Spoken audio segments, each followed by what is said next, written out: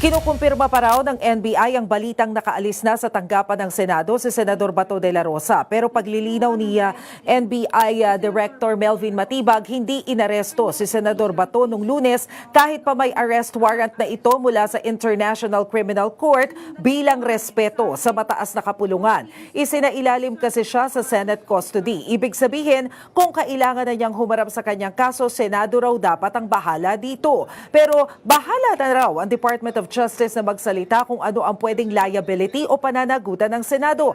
Naritong bahagi ng panayam ni NBI Director Melvin Matibag. Active pong Department of Justice, they're the primary department to lead this. Pero ang sinasabi ko lang po, from my point of view, nung amin pong ini-atras yung paghuli ng NBI, hindi po ibig sabihin ay hindi na namin na-arrestuin. Pero I feel that dapat yung amin pong usapan dyan, it should be honored po yan eh. Dahil ako naman po naniniwala na ang ating mga senador, mga kagalang-galang po nating senador, eh sila po humingi ng ganon at ang pagkakalam naman natin, puproteksyonan nila hindi lamang po si Senator Bato, kundi yung pong atin mismo mga batas at konstitusyon na umiiral.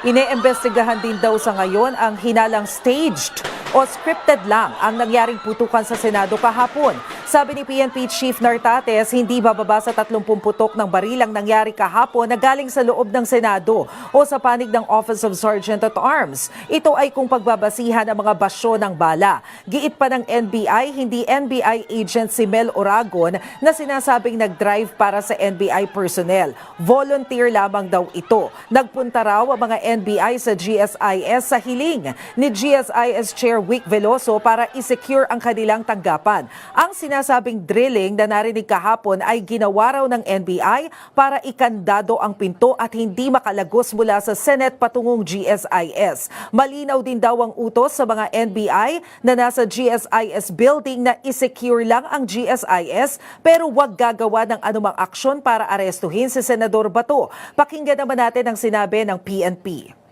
Doon sa pinto na yon is naglagay ng bolt. So that is a fact. And then hinarangan ng mga steel cabinets para hindi makapasok doon sa premises ng GSIS coming from the Senate and